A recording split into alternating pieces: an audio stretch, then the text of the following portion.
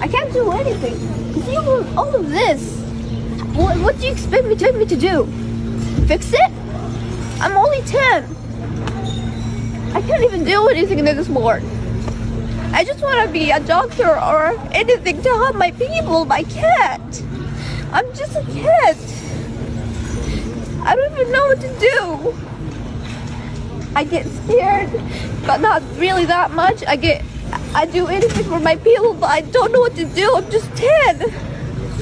I'm just 10.